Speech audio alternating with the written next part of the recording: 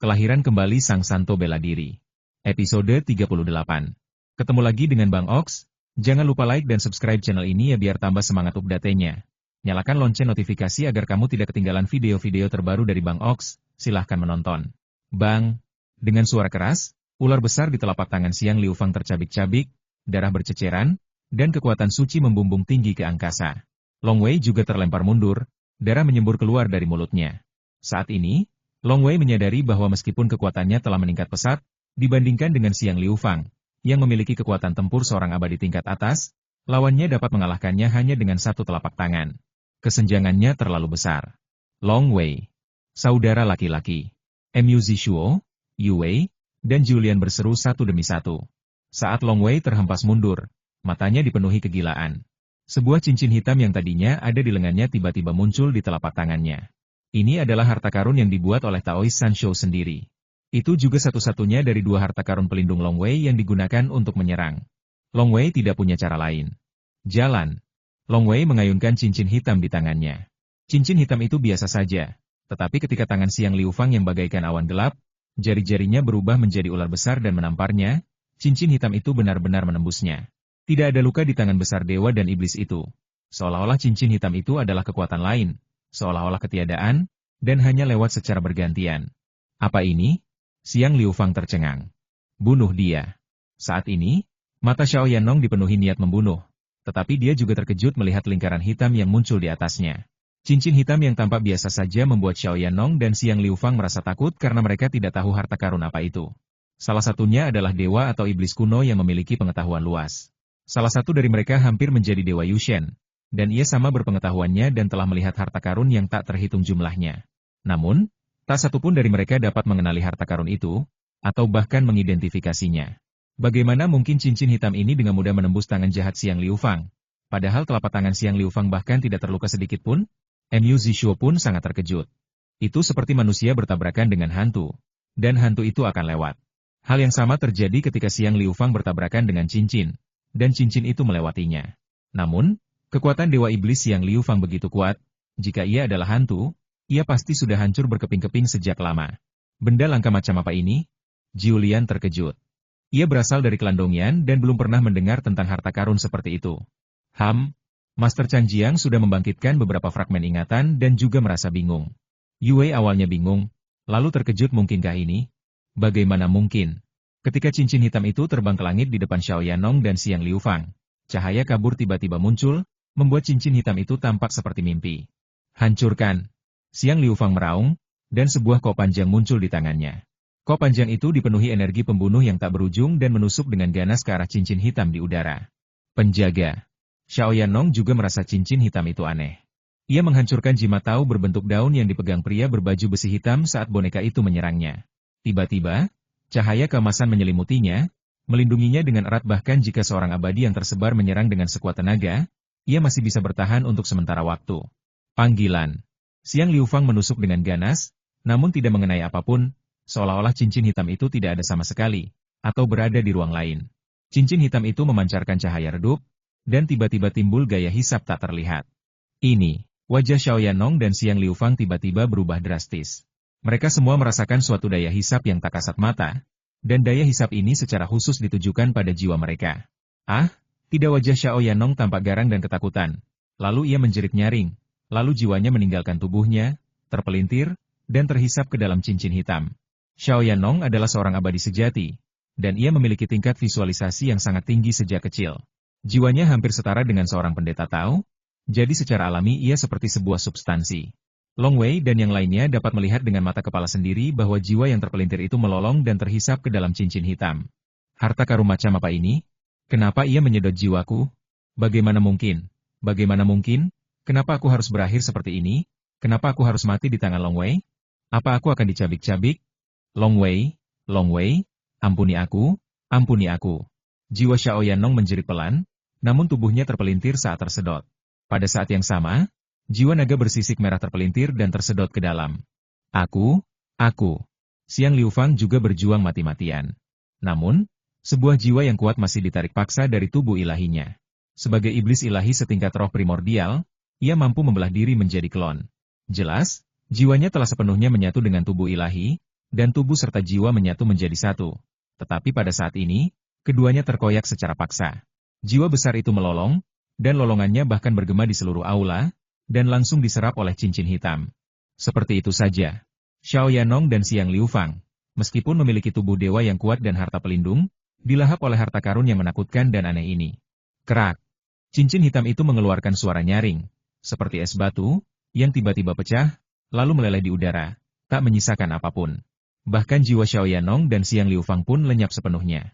Ledakan. Tubuh Xiao Yanong masih berdiri di sana. Matanya tak bernyawa. Lalu ia jatuh ke tanah. Xiang Liufang yang perkasa juga berdiri di sana. Lalu ia jatuh ke tanah, tak bersuara lagi. Dewa dan iblis kuno yang telah hidup sejak zaman para dewa dan iblis dan kemudian diperbudak oleh klan Xiaoyan ini akhirnya wafat hari ini. Xiao Yanong dan Xiang Liufang, baru saja, mati begitu saja.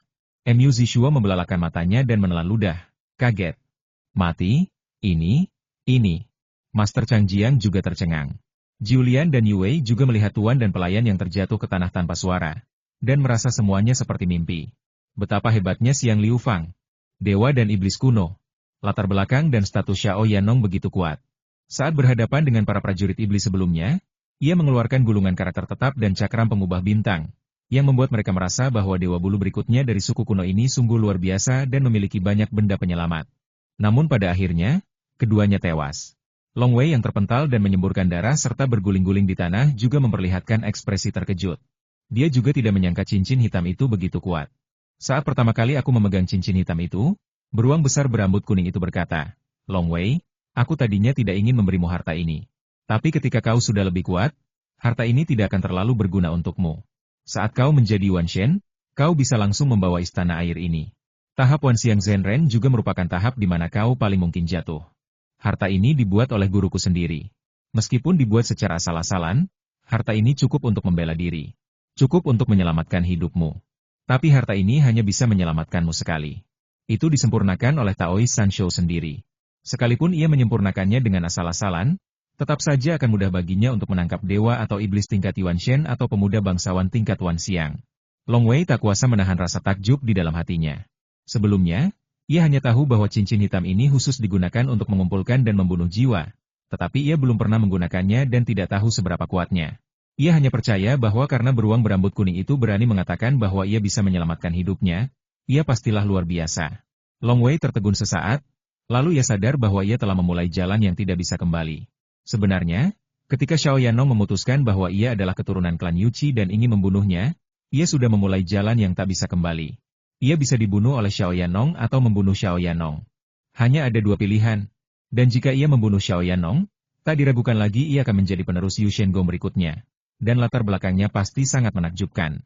Sama seperti dia yang hampir ditunjuk sebagai penguasa kota Istana Barat Long karena dia memiliki ayahnya, penguasa istana dan orang terkuat di Istana Barat, di belakangnya. Xiao Yanong hampir ditunjuk sebagai Yu Shengong berikutnya dari klan Xiaoyan, dan pasti ada orang yang sangat kuat yang mendukungnya di belakang layar. Xiao Yanong sudah mati. Karena emosi, makhluk-makhluk kuat juga akan membalas dendam. Demi menjaga nama baik keluarga Xiaoyan, mereka juga harus membalaskan dendam Xiao Yanong. Hahaha. Long Wei tertawa terbahak-bahak, dan dengan lambaian tangannya, seberkas api melesat keluar dan membakar Sue Hongyi di sampingnya hingga tewas. Kemudian ia mengumpulkan semua senjata ajaib peninggalan Sue Hongyi. Sue Hongyi memiliki senjata ajaib tingkat peri. Karena ia akan melarikan diri, semakin banyak harta semakin baik. Wow! Long Wei melangkah dan menghampiri Xiao Yanong serta dewa dan iblis Yang Liufang. Seberkas api bawah tanah menyala, dan Xiao Yanong serta Qianglong sisik merah langsung terbakar menjadi abu. Namun, tubuh dewa dan iblis Yang Liufang tidak terluka sama sekali dalam kobaran api bawah tanah, yang membuat Long Wei mengerutkan kening. Kumpulkan. Kumpulkan saja tubuh dewa atau iblis beserta semua hartanya. Long Wei membalik tangannya dan kunci istana abadi muncul. Long Wei segera mulai menyempurnakannya. Kunci istana abadi hanyalah sebuah token, jadi jauh lebih mudah untuk disempurnakan. Mu Zishuo, Julian, Yue, dan Chang Jiang Zhenren di samping menyaksikan Long Wei membakar mayat Sue Hongyi dan Xiao Yanong serta menyapu bersih semua harta karun. Mereka semua masih dalam keterkejutan yang tak berujung. Kakak senior, kau yang membunuh Xiao Yanong? Mu Zishuo membuka mulutnya, masih sedikit bingung. Masih ada lebih dari 10 kultivator Purple Mansion yang masih hidup di sekitar, dan mereka semua menatap Long Wei, terutama 2 kultivator pembantu Purple Mansion yang telah mengikuti Xiao Yanong. Memanggil. Long Wei melirik sekelilingnya, dan tiba-tiba, entah dari mana, langit penuh energi pedang muncul sambil bersiul. Semua pembunuh ini mati seketika. Jika para prajurit maut itu masih hidup, semuanya akan terungkap. Long Wei tahu betul bahwa para prajurit maut itu 100% setia kepada Xiao Yanong. Mereka menyaksikan semuanya. Begitu para prajurit maut itu ditemukan oleh orang-orang Xiaoyan, semuanya akan terungkap. Long Wei. Wajah Julian dipenuhi kecemasan, bahkan air mata pun mengalir di wajahnya. Bagaimana mungkin kau membunuh Xiao Yanong? Ini, klan Xiaoyan pasti akan memburumu. Tidak mungkin untuk menghentikan klan Xiaoyan. Dia adalah salah satu dari 4 pangeran ibu kota Daxia, dan dia terkenal. Klan Xiaoyan akan memburumu dengan segala cara, bahkan demi reputasinya sendiri. Long Wei menatap Julian. Aku tidak punya pilihan. Hanya ada 2 pilihan bagiku. 1, Xiao Yanong membunuhku, dan 1 lagi, aku membunuhnya. Dia mati atau aku mati. Menurutmu, apa yang harus kulakukan? Julian begitu cemas hingga dia menangis. Ia tidak ingin Long Wei dan Xiao Yanong saling dendam sebelumnya. Tetapi hasil akhirnya ternyata lebih buruk dari yang ia takutkan. Xiao Yanong, yang hampir ditunjuk sebagai penerus Yu Shengong keluarga Xiaoyan berikutnya, meninggal di sini. Jangan panik, kata Long Wei dingin. Aku membunuh Xiao Yanong, tapi aku yakin kau tidak akan berinisiatif melaporkanku. Jadi klan Xiaoyan tentu saja tidak akan tahu siapa pembunuh Xiao Yanong dalam waktu singkat. Mereka butuh waktu untuk menyelidiki. Aku akan segera membiarkanmu meninggalkan istana abadi ini, lalu kau akan kembali ke klan Dongyan dan Akademi Hitam Putih di kota Anshan. Ini tidak ada hubungannya denganmu. Pembunuhnya adalah aku, dan klan Xiaoyan tidak akan membunuhmu.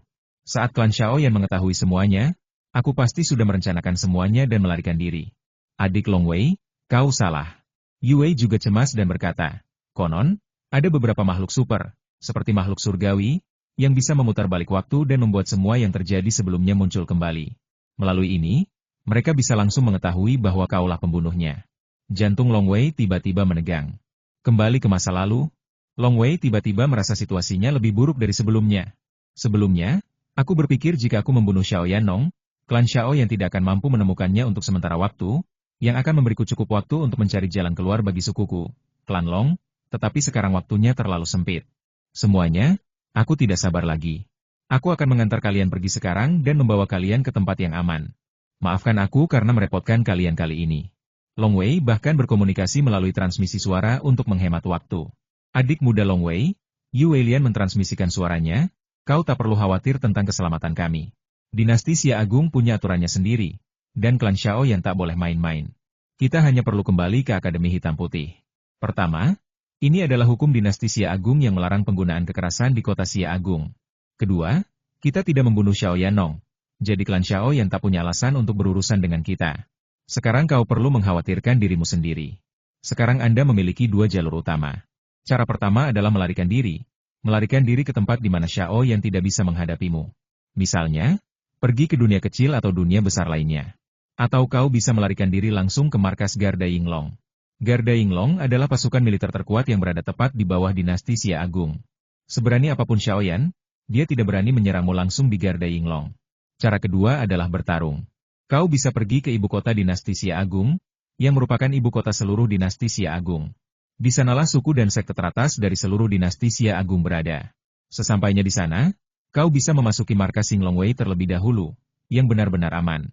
Setelah itu, kau bisa berpartisipasi dalam konferensi takdir abadi. Kau telah menyadari alam Dao Agung, dan kau pasti akan bersinar di konferensi takdir abadi. Dengan bakatmu, pasti ada banyak kekuatan yang bisa mengalahkanmu. Pada saat itu, kau bisa sepenuhnya bergabung dengan kekuatan yang memusuhi klan Xiaoyan. Klan Xiaoyan memang kuat, tetapi ada klan yang jauh lebih kuat di seluruh dinasti Xia Agung, dan ada beberapa kekuatan yang memiliki kebencian tak berujung terhadapnya, dan mereka bisa disebut musuh bebuyutan. Lagi pula, keluarga kerajaan Xia Agung menguasai dunia yang begitu luas, dan banyak suku, sekte, dan klan teratas di bawah komandonya memiliki kebencian. Misalnya, klan Zuan Shui lebih kuat daripada klan Xiaoyan, dan kedua suku tersebut telah berseteru sengit sejak era dewa dan iblis. Dari generasi ke generasi, para dewa dan iblis telah jatuh berkali-kali, dan pembunuhan terhadap para pemimpin dari generasi ke generasi semakin umum selama bertahun-tahun yang tak berujung. Jika kau membunuh Xiao Yanong, kekuatan seperti klan Zuan Shui pasti akan bersedia untuk merebutmu. Dengan bantuan suku-suku kuat itu, kau pasti bisa melawan klan Xiaoyan. Ada 2 cara. 1 melarikan diri, yang lain melawan. Itulah solusi yang bisa kupikirkan untuk jangka pendek, kata Yue melalui transmisi suara. Long Wei sempat berpikir untuk melarikan diri. Tanpa diduga, kakak senior Yue segera menunjukkan jalan yang jelas untuknya. Ya, klan Xiaoyan menduduki peringkat 10 besar di dinasti Xia Agung, tetapi ada 10 kekuatan teratas lainnya. Semakin kuat suatu kekuatan, semakin sering mereka bertempur memperebutkan sumber daya mereka sendiri. Mengenai sukumu, klan Long, Yue mentransmisikan suaranya, kau bisa menyuruh anggota klan Long Mu bubar dan bersembunyi dulu, lalu mengirim beberapa elit ke kota-kota seperti kota Anchan dan ibu kota Daxia. Kau harus tahu bahwa pertempuran dilarang di kota-kota Daxia. Siapapun yang berani membunuh akan diburu oleh dinasti Daxia. Meskipun klan Xiao yang bisa mengatur kematian beberapa penjahat buronan, seberapa kuatkah penjahat buronan itu? Semua penjahat buronan ini melanggar hukum. Semakin kuat mereka, seperti beberapa dewa, iblis, dan makhluk abadi, tidak ada yang peduli pada mereka. Sulit bagi klan Xiao Yan untuk mengundang penjahat-penjahat mengerikan itu. Kecuali klan Xiao Yan mengirim para dewa mereka sendiri untuk menghancurkan klan Long Mu. Meskipun mereka bilang para dewa melakukannya sendiri, setidaknya mereka sudah mati. Yue mentransmisikan suaranya. Bagaimanapun, selama suku ini mempertahankan para elitnya, mereka akan terus makmur di masa depan. Kau adalah jenius seluruh klan Long yang telah muncul selama bertahun-tahun, jadi kau harus melindungi dirimu sendiri. Terima kasih, kakak senior. Long Wei sudah punya beberapa ide. Sekarang setelah mendengarkan apa yang dikatakan kakak senior Yue, wawasanku tiba-tiba meluas dan aku punya beberapa ide lain. Dan Long Wei merasa, kakak senior Yue tampaknya memiliki pemahaman yang cukup jelas tentang kekuatan-kekuatan utama di seluruh dinasti Xia besar. Long Wei, Julian menyampaikan pesan, ikutlah denganku. Aku akan membawamu menemui leluhur dan membiarkannya mengirimmu pergi dari dunia dinasti Xia Agung ini ke dunia lain. Sedangkan untuk keluarga Long, aku akan mencari cara untuk melestarikan beberapa elit keluarga Long. Ketika kau menjadi kuat dan kembali di masa depan, biarkan keluarga Long makmur kembali. Saudaraku, apakah kau berencana untuk melarikan diri? Aku juga akan ikut denganmu. Tuanku harus mengasingkan diri karena ajalnya semakin dekat, dan beliau telah mengajariku semua yang seharusnya. Aku juga tidak punya ikatan apapun, dan hari-hari melarikan diri bersamamu pasti akan menyenangkan. Mu Zishuo menyampaikan pesan itu.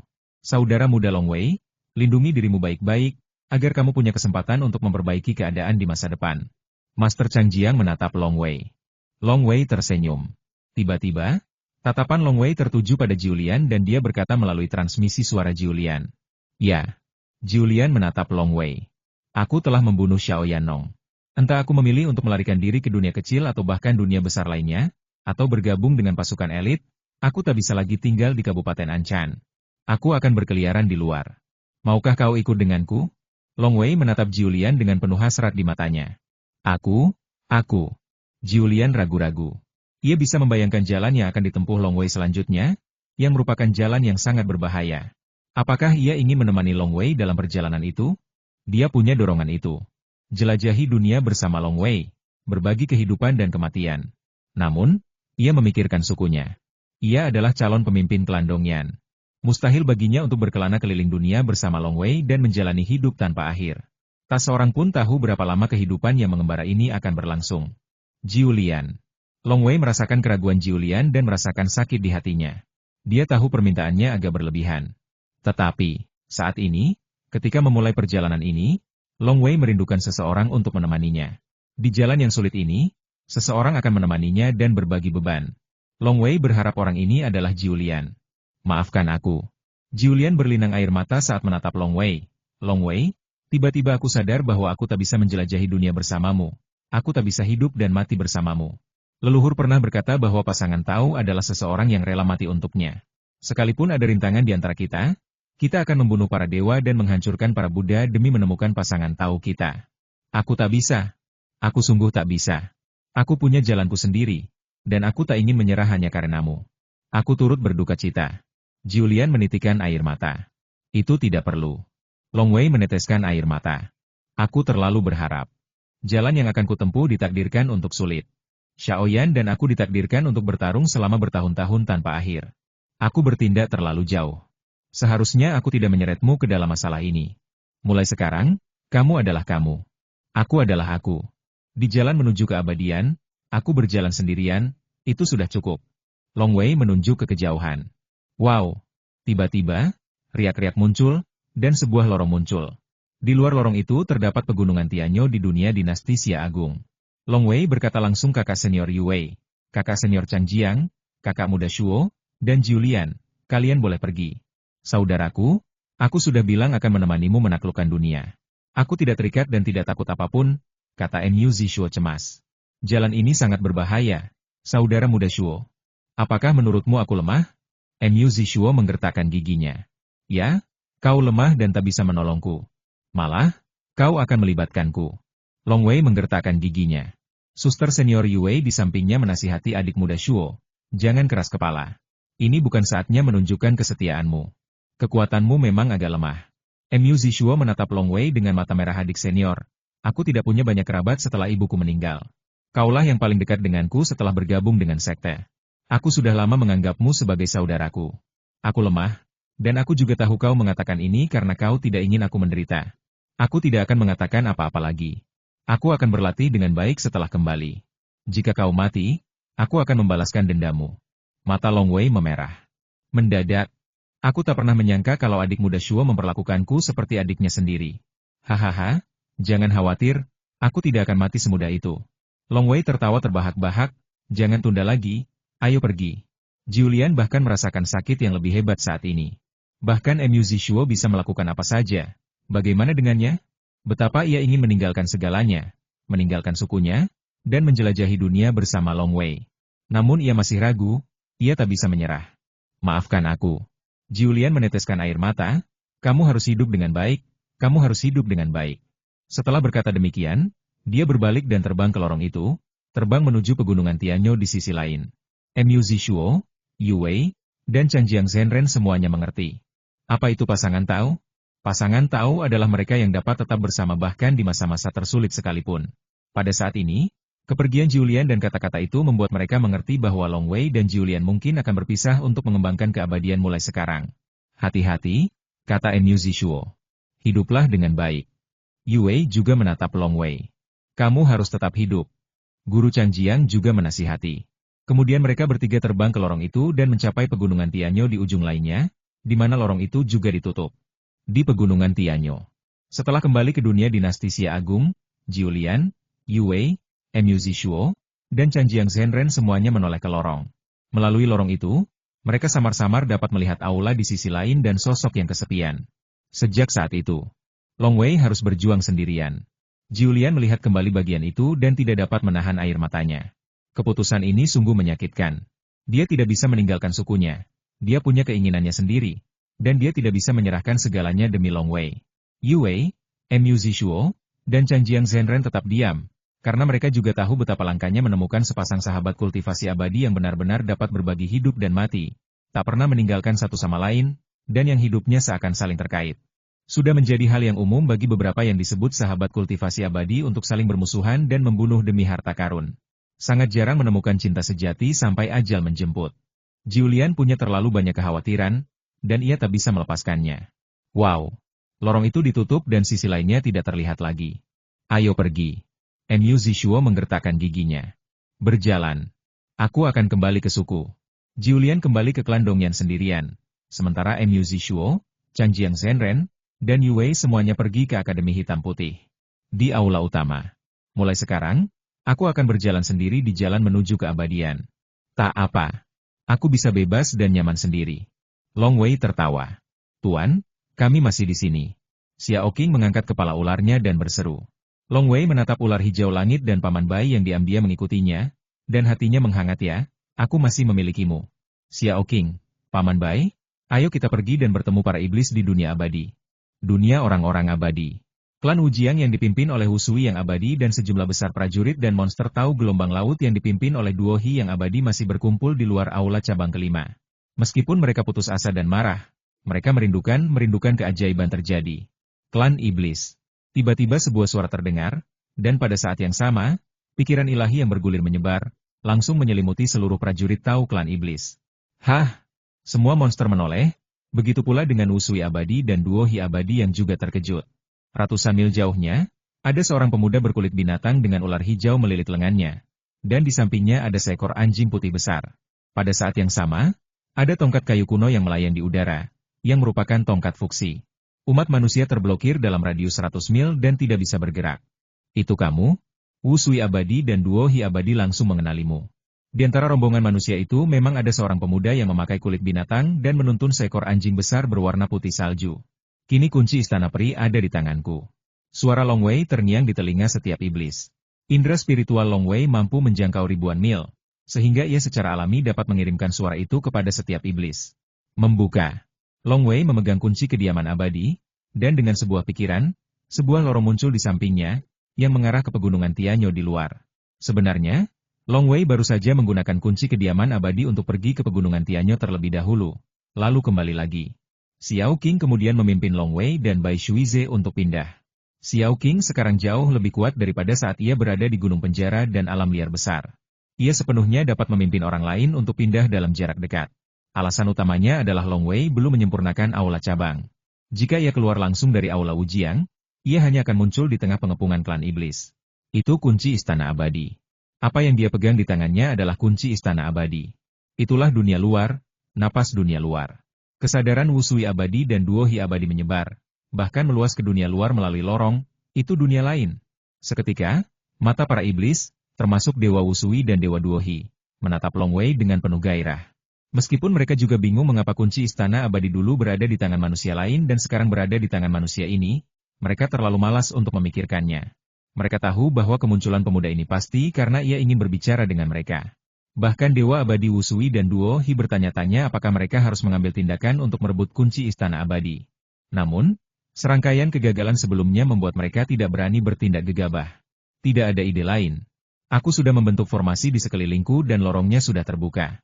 Aku bisa keluar kapan saja.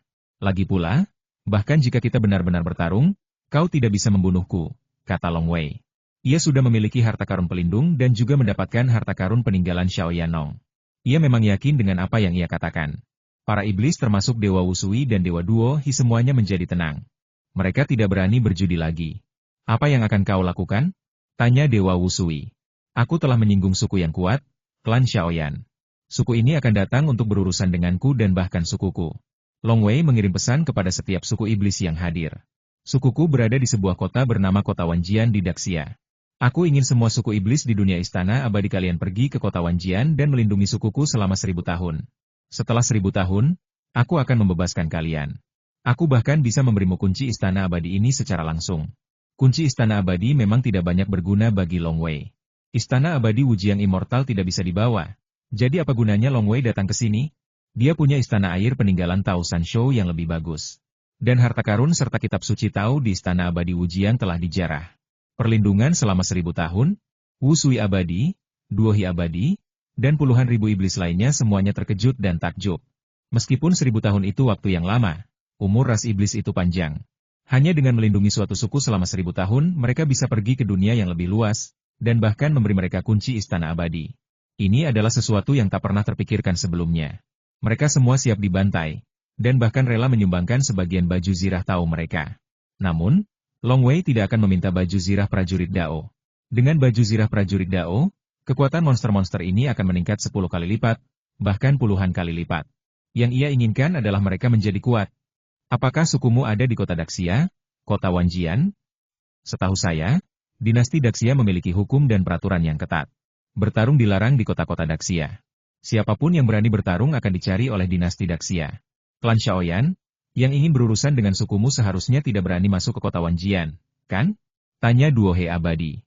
Meskipun mereka terjebak di sini, catatan tentang dunia dinasti Xia besar telah diwariskan dari generasi ke generasi, dan mereka masih mengetahui beberapa akal sehat dasar. Ya, mereka tidak berani benar-benar menyerang. Tapi mereka akan mengirim beberapa penjahat buronan atau beberapa pembunuh bayaran untuk menyerang sukuku. Long Wei menyampaikan pesan, para penjahat dan pembunuh bayaran ini kemungkinan besar adalah Wan Xiang Zhenren dan Yuan Shen Daoist. Sedangkan untuk Lose Immortal, kemungkinannya sangat kecil. Celestial Immortal? Bahkan lebih mustahil lagi. Memasuki kota Daxia dan membunuh orang merupakan provokasi terhadap seluruh dinasti Daxia, dan semua orang akan dibunuh tanpa ampun.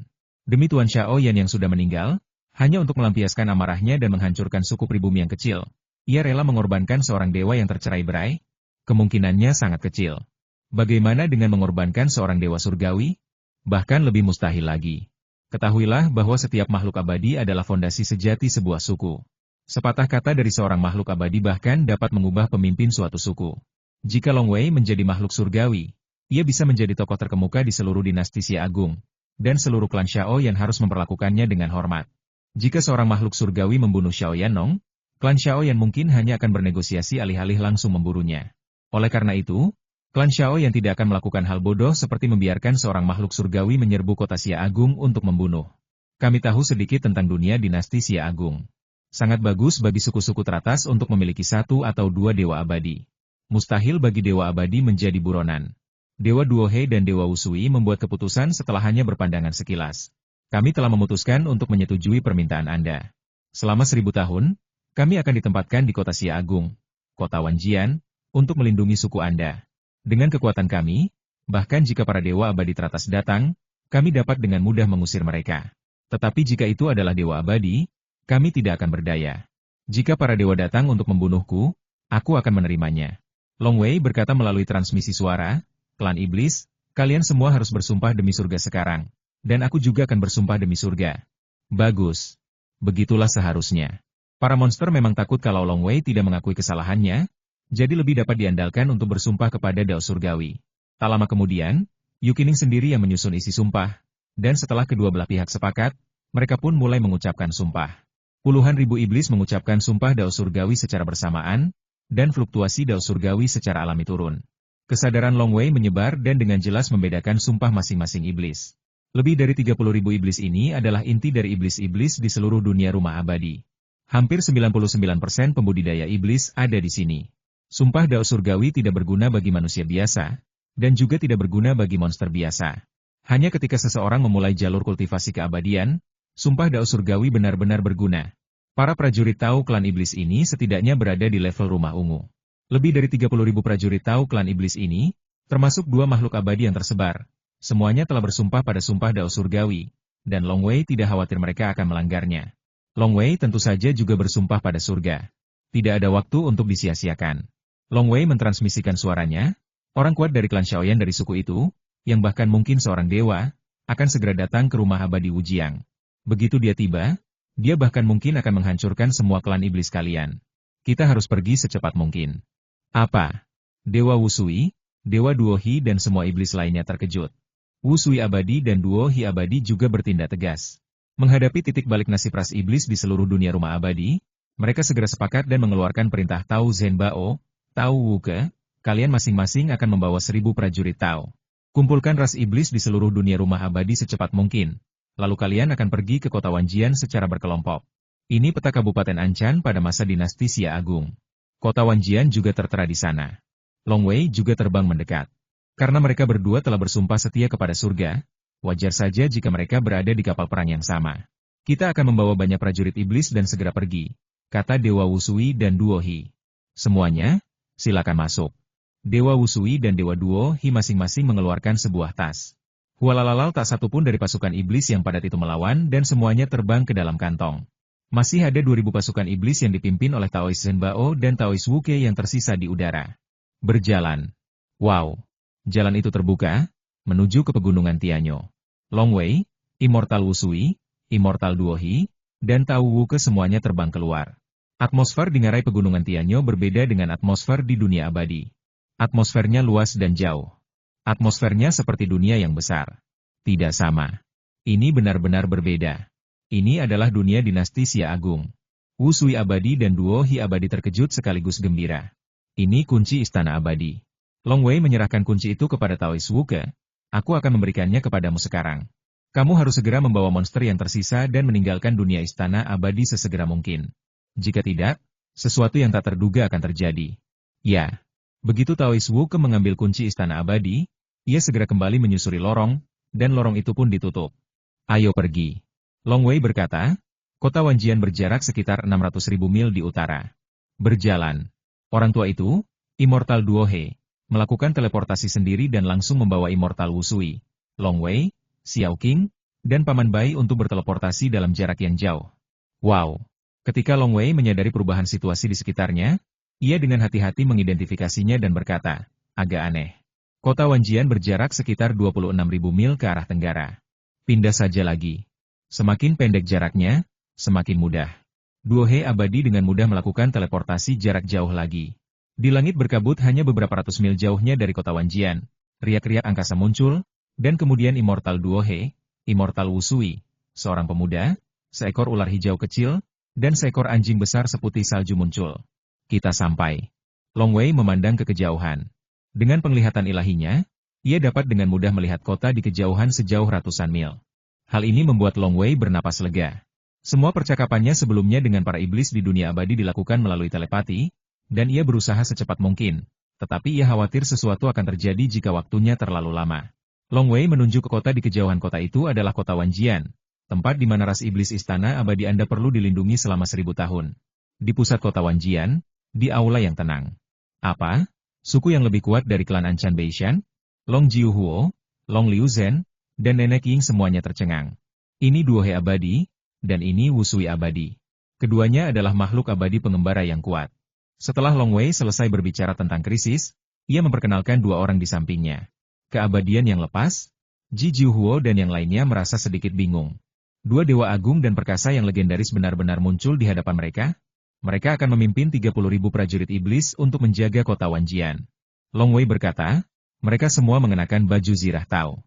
Dua orang abadi memimpin 30.000 prajurit iblis. Bahkan jika puluhan orang abadi datang, kita bisa menghentikan mereka. Mereka akan melindungi kota Wanjian selama 1000 tahun.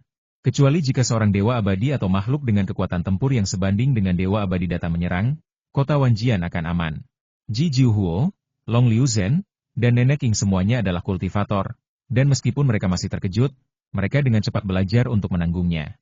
Bagaimana suku ini harus diatur, itu terserah padamu, kata Long Wei, kau lebih tahu daripada aku. Jangan khawatir, Long Liu Zhen mengangguk. Ada pasukan besar prajurit iblis yang ditempatkan di sini, dan ini adalah kota Didaxia, dan juga wilayah yang dilindungi oleh Ying Long Wei. Siapapun yang berani menyerang akan dicari oleh seluruh dinasti Daxia. Sekuat apapun klan Shaoyan, mustahil bagi makhluk surgawi legendaris untuk dicari. Peri, itulah legenda. Tidak diketahui pasti apakah klan Anchan Beishan memiliki dewa abadi. Banyak dewa abadi telah lahir di Akademi Hitam Putih selama bertahun-tahun, tetapi hanya ada satu dewa abadi. Xiao Qing, Paman Bai, tinggallah di sini untuk sementara waktu. Ini token. Long Wei menyerahkan token kepada Paman Bai yang telah berubah wujud menjadi manusia. Jika kalian menemukan token ini rusak, kalian bisa langsung pergi ke danau ular bersayap untuk menemuiku. Jika token ini tidak rusak, kalian tidak boleh pergi ke sana. Ya. Xiao Qing dan Paman Bai mengangguk. Mereka tidak akan tertinggal di saat kritis. Ning Er, hati-hati, Paman Bai menasihati. Long Wei mengangguk dan tersenyum. Aku pergi dulu. Kurasa aku tidak akan kembali untuk waktu yang lama setelah kepergian ini. Long Wei memandang Long Jiuhuo, Long Liu Zhen, dan Nenek Ying, akulah yang membawa bencana ini ke suku ini. Aku akan menebusnya nanti. Jangan bilang begitu, kata Long Jiuhuo pelan. Ingat, kau harus melindungi dirimu sendiri. Hanya jika kau masih hidup, keluarga Longku bisa makmur. Bagi suatu suku untuk menghasilkan seorang jenius seperti itu hanyalah masalah keberuntungan. Aku pergi. Long Wei hanya menggunakan jimat teleportasi kecil dan wus, dia menghilang ke dalam aula. Riak ruang angkasa muncul di atas pulau Mingxin di danau Yishe, dan Long Wei muncul. Akiba. Begitu Long Wei mendarat, ia memanggil Qiuye melalui transmisi suara. Tak lama kemudian, Qiuye, mengenakan jubah abu-abu muda, muncul. Ia menatap Long Wei dengan heran dan berkata, Tuan, kita tidak bisa tinggal di pulau Mingxin lagi. Kalian harus segera memindahkan semua orang di pulau Mingxin dan mengirim mereka ke kota Wanjian secara bertahap. Dan kalian harus segera ke sana, perintah Long Wei. Qiuye terkejut. Ada apa? Apa yang terjadi? Pulau Mingxin telah menjadi rumahnya sejak lama, dan semua yang ada di sini adalah hasil kerja kerasnya. Tidak perlu bertanya lagi. Aku tidak punya waktu untuk menjelaskannya secara detail. Kamu akan tahu informasinya nanti setelah kamu pergi ke kota Wanjian dan bertemu Paman Bai. Sekarang, kamu harus segera membuat pengaturan dan pergi ke sana. Ini jimat teleportasi kecil. Jimat ini bisa memindahkanmu dalam radius 10.000 mil. Kamu bisa langsung berteleportasi ke kota Wanjian. Long Wei menyerahkan jimat teleportasi kecil itu padanya. Qiuye segera menyadari keseriusan situasi. Faktanya, bahkan jika orang abadi dari keluarga Xiao yang secara pribadi keluar, dia harus terlebih dahulu memasuki Wujiang Immortal Mansion dan menemukan tempat di mana Xiao Yanong dibunuh, aula Master Istana Wujiang, dan kemudian menggunakan pembalikan waktu. Bahkan jika dia menggunakan pembalikan waktu dan tahu bahwa pembunuhnya adalah Long Wei, mungkin akan butuh waktu untuk mengetahui beberapa detail tentang Long Wei. Segala sesuatu butuh waktu. Bahkan, butuh waktu lama bagi peri untuk tiba di Anshan. Sekalipun dia datang, sang abadi tidak mengenal Qiuye, juga tidak tahu hubungan antara Qiuye dan Long Wei. Jadi Qiuye tidak perlu menggunakan jimat bergerak kecil. Namun, Long Wei khawatir sesuatu akan terjadi seiring waktu, jadi dia meminta Qiuye untuk menggunakan jimat bergerak kecil. Suara mendesing. Setelah mengatur beberapa manajer, Qiuye hanya bisa menggunakan jimat teleportasi kecil ini atas permintaan Long Wei. Hah! Long Wei menghela napas lega. Baiklah. Long Wei mendorong pintu hingga terbuka dan memasuki kamarnya yang tenang seperti biasa. Setelah menutup pintu, ia memikirkannya dan sesosok hantu kepala beruang raksasa muncul di ruangan yang tenang itu. Hantu kepala beruang itu menelan Long Wei dalam sekali teguk. Long Wei menghilang ke dalam danau ular bersayap dan memasuki istana air di ruang lain. Ibu kota Daxia adalah pusat pemerintahan dunia besar ini. Ada banyak sekali makhluk abadi dan Taois Yuanshen yang tersebar di sini. Semua suku, sekte, dan aliran sesat terkemuka telah ditempatkan di sini. Bahkan beberapa kekuatan super dari dunia lain akan menempatkan beberapa mata-mata dan paku di sini untuk dijelajahi. Ada berbagai macam orang di sini. Dan makhluk abadi itu tak terhitung jumlahnya dan tak terduga. Rumah besar Shao yang membentang seluas 1000 mil dan sangat mewah. Di salah satu rumah besarnya terdapat ruang belajar yang tenang. Seorang pria bermahkota tinggi dan berjubah emas duduk di meja, membaca informasi. Dia adalah kepala keluarga klan Shaoyan, Tuan Yushen modern. Klan Zuan Shui semakin maju. Pria berjubah emas itu mengerutkan kening dan bergumam pada dirinya sendiri. Kepala, kepala. Tiba-tiba terdengar suara tergesa-gesa. Pria berjubah emas itu tiba-tiba tampak muram. Ia membenci ketergesa-gesaan dan hilangnya ketenangan bawahannya. Namun, bawahan ini adalah pelayan pribadinya dan seharusnya tahu aturannya. Pintu ruang kerja terbuka.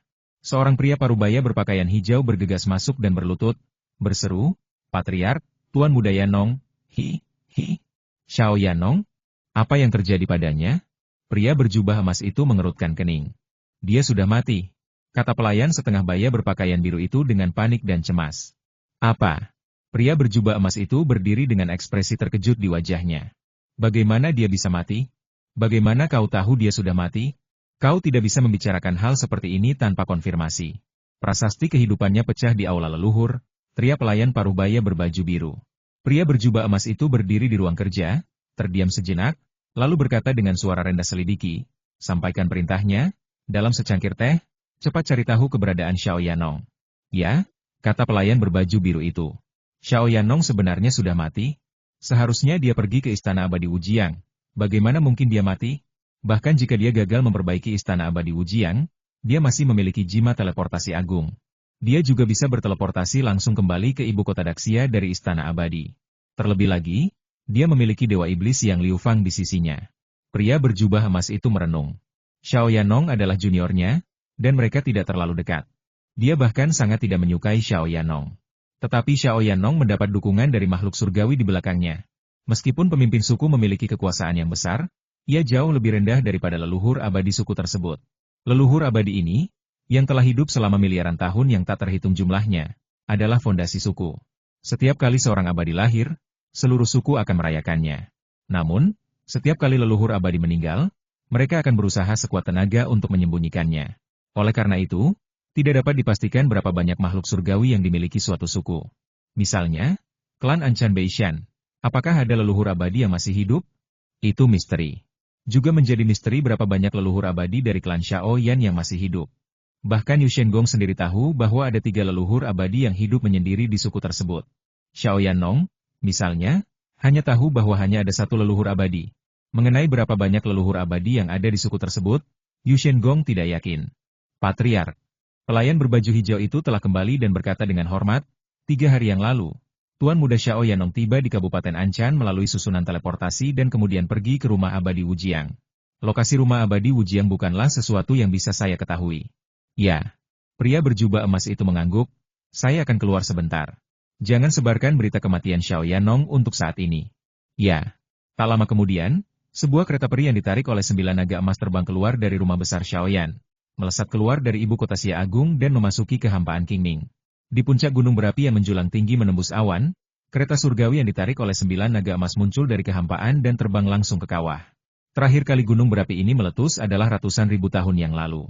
Terbang menuruni kawah. Jauh di bawah, aku melihat magma yang bergemuruh. Di tengah magma itu, terbaring raksasa berambut merah yang menjulang tinggi. Raksasa berambut merah itu berbaring di magma seolah-olah sedang berbaring di bak mandinya sendiri. Kepalanya bersandar di salah satu ujung dinding batu, dan kakinya sudah menyentuh ujung lainnya. Matanya lebih besar daripada seluruh kereta peri itu. Senior Bahuo, teriak pria berjubah emas itu sambil berdiri di atas kereta abadi. Oh, raksasa berambut merah itu membuka matanya dan menatap pria berjubah emas itu. Ia berpikir sejenak dan berkata perlahan, apakah Anda Xiaoyan Fujun, kepala keluarga Xiaoyan saat ini? Ini aku. Pria berjubah emas itu masih sangat rendah hati. Karena dia tahu identitas dewa dan iblis di depannya. Dewa dan iblis ini bermarga, Bahuo. Dia adalah seorang prajurit yang sangat kuat dari suku dewa dan iblis yang sangat kuat di era dewa dan iblis kuno.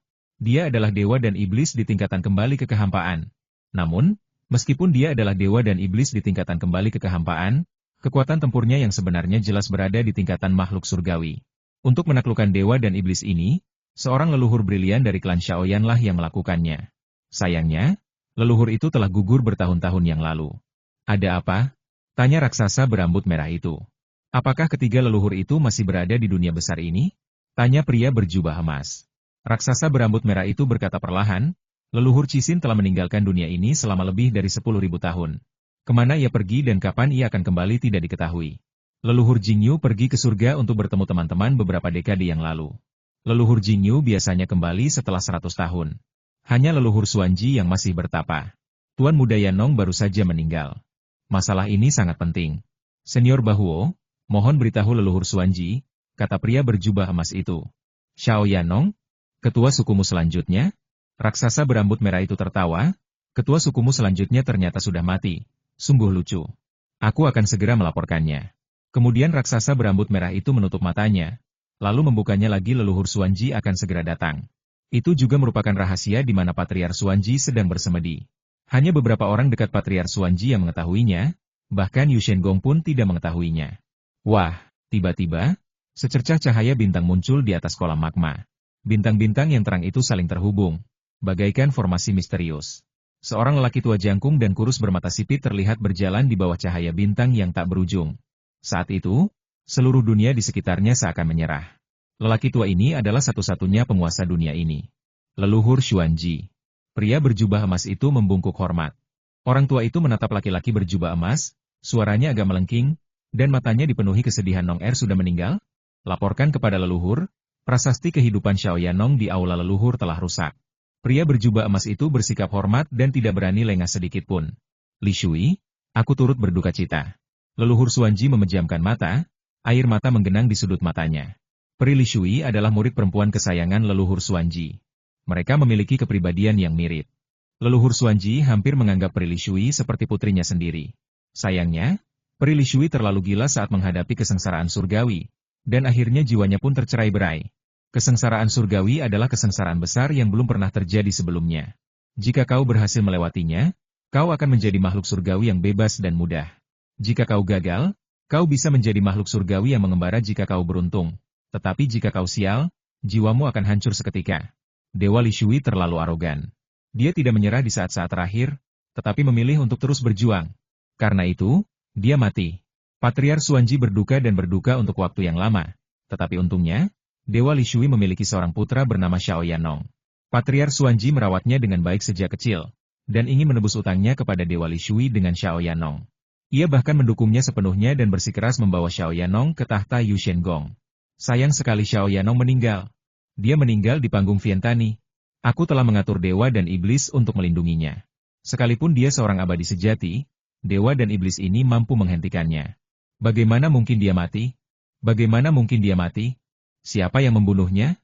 Mata leluhur Xuanji tiba-tiba memancarkan keganasan yang sangat mengerikan. Dia juga memiliki jimat teleportasi agung pemberianku. Bahkan jika dia berada di ruang lain, dia bisa langsung berteleportasi dan melarikan diri kembali. Pria berjubah emas berkata, leluhur, Xiao Yanong seharusnya meninggal di rumah abadi Wujiang. Wujiang Immortal Mansion? Leluhur Xuanji langsung marah. Ujian hanyalah ujian. Itu hanyalah ujian. Itu hanyalah ujian bagi Yu Shengong. Meskipun marah, Patriar Xuanji juga tahu bahwa ini adalah hukum suku dan tidak dapat diubah dengan mudah. Di mana istana abadi Wujiang? Tanya leluhur Xuanji. Di wilayah Kabupaten Anchan, aku akan memimpin jalan bagi para leluhur, kata pria berjubah emas itu dengan hormat. Baiklah, ayo berangkat, perintah leluhur Xuanji. Tak lama kemudian, Leluhur Xuanji duduk di kereta perang abadi yang ditarik 9 naga, sementara lelaki berjubah emas duduk di depan, yang merupakan tempat duduk para pelayan, pengantin pria, dan pengawal biasanya duduk. Suara mendesing. Kereta abadi itu menerobos udara dan meninggalkan gunung berapi. Kediaman Dewa Surgawi tersembunyi di ruang kecil lain, dan hanya ada satu titik koneksi dengan dunia dinasti Xia Agung. Jika titik koneksi ini tidak diketahui, bahkan jika dewa-dewa surgawi lainnya datang, mereka tidak dapat menemukan lokasi yang tepat dan tentu saja tidak dapat memasuki ruang kecil itu. Karena klan Xiao Yan telah mengirim Xiao Yanong untuk mengikuti ujian, para tetua suku telah datang untuk menyelidiki dengan kunci kediaman abadi. Setelah penyelidikan singkat, mereka memutuskan bahwa kediaman abadi Wujiang akan sulit bagi Xiao Yanong, tetapi tidak akan membahayakan nyawanya. Maka mereka memberikan kunci kediaman abadi kepada Xiao Yanong dan memintanya untuk datang. Oleh karena itu, dalam klan Xiao Yan, ada juga catatan akurat tentang alamat istana abadi Wujiang. Wow! Di atas pegunungan Tianyo, kereta peri yang ditarik oleh 9 naga muncul. Pria berjubah emas di kereta perang itu memegang gulungan yang belum dilipat dan berkata, gulungan ini menunjukkan pegunungan Tianyo, dan juga menandai hubungan antara rumah abadi Wujiang dan pegunungan Tianyo. Gulungan ini ada di depan. Bandingkan dengan cermat. Tak lama kemudian, kereta abadi itu tiba di ngarai. Itu ada di dinding batu ngarai ini, kata pria berjubah emas. Leluhur Xuanji duduk di kereta abadi dengan wajah muram dan berteriak, dinding batu ini begitu besar. Di mana titik penghubungnya? Istana abadi Wujiang ini berada di dunia lain. Jika kau tidak dapat menemukan titik ini, kau tidak dapat masuk sama sekali. Tunggu sebentar, leluhur. Pria berjubah emas itu segera melancarkan teknik rahasia, dan sebuah jimat emas muncul di telapak tangannya. Berdengung. Simbol emas juga muncul di salah satu dinding batu di depan. Itu dia. Titik penghubung antara istana abadi Wujiang dan dunia dinasti Xia Agung milikku ada di sana. Pria berjubah emas itu menunjuk ke sana.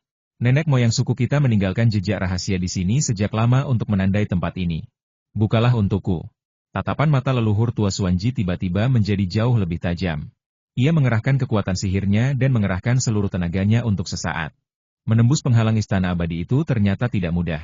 Bintang-bintang mulai bermunculan di sekelilingnya, dan bintang-bintang yang tak terhitung jumlahnya bagaikan mimpi. Pada saat yang sama, 2 tangan raksasa berbintang mengembun, tiba-tiba meraih titik itu, dan merobeknya ke kedua sisi. Wow!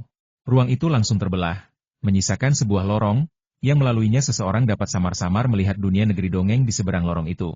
Bila ini bukan titik koneksi, hasil dari merobeknya pada umumnya adalah ketiadaan. Istana abadi Wujiang? Memang di sini. Leluhur Xuanji berkata dengan dingin, kau tinggal di sini. Ya. Pria berjubah emas itu menjawab dengan hormat. Wow, setelah leluhur Xuanji berdiri, dia melangkah dan langsung memasuki dunia peri melalui lorong yang robek. Dunia orang abadi benar-benar kosong. Begitu leluhur tua Xuanji berpikir, seluruh dunia peri berada di bawah pengamatannya, dengan setiap detail terlihat jelas. Bahkan tidak ada satupun makhluk hidup. Leluhur tua Xuanji tercengang. Bagaimana mungkin dia tahu? Karena ketika Long Wei melarikan diri, dia memberitahu para iblis bahwa kemungkinan besar para dewa akan tiba. Dan jika mereka terlambat, sesuatu mungkin terjadi. Para prajurit iblis pun ketakutan dan dengan panik menangkap iblis-iblis lain dan menempatkan mereka di kapal perang. Mereka menggunakan metode yang sangat kejam dan metode kultivasi abadi mereka sendiri untuk segera mengeluarkan mereka secara berkelompok. Hanya dalam beberapa menit, seluruh suku iblis telah melarikan diri. Tapi ada istana-istana di pegunungan dan danau-danau iblis, dan beberapa perkakas di dalamnya. Bahkan anggur dan buah-buahan masih ada di sana. Jelas mereka baru saja pergi. Mata leluhur Xuanji tertuju pada pilar emas di langit yang jauh. Istana abadi Wujiang terbagi menjadi 5 aula cabang. Nong Er pasti datang untuk memasuki kelima aula cabang ini. Tempat kematiannya kemungkinan besar berada di salah satu dari kelima aula cabang itu. 1 langkah. Patriar Xuanji datang ke depan aula Daozang, lalu dia mengulurkan jarinya dan menunjuk jauh waktu kembali. Teknik pembalikan waktu adalah mantra yang sangat kuat. Di antara para dewa biasa, hanya mereka yang memiliki pemahaman tingkat tinggi tentang satu jalan waktu yang dapat melakukannya. Jika pemahaman tentang satu jalan waktu tidak cukup tinggi, Anda harus menjadi dewa surgawi yang telah melompat keluar dari 3 alam sebelum dapat melakukan mantra ini. Wow, aku melihat pemandangan di udara di sekitarku berubah dan waktu dengan cepat berjalan mundur. Adegan terus bergerak mundur hingga Xiao Yanong berhasil memasuki kuil Tao dari pasukan Tao Iblis dengan menggunakan hati gurun dan gulungan karakter tetap. Kemudian, adegan mulai bergerak maju dengan normal dan cepat. Tak lama kemudian, Xiao Yanong memimpin Long Wei dan yang lainnya meninggalkan kuil Tao. Nong Er memasuki aula cabang ini dan meninggalkannya, tetapi dia tidak mati di sini. Leluhur Xuanji mengikuti kapal perang yang ditumpangi Xiao Yanong. Masa lalu terulang kembali. Xiao Yanong, Sue Hongyi, Long Wei, dan yang lainnya menaiki kapal perang dan terbang menuju aula cabang kelima, Aula Wujiang.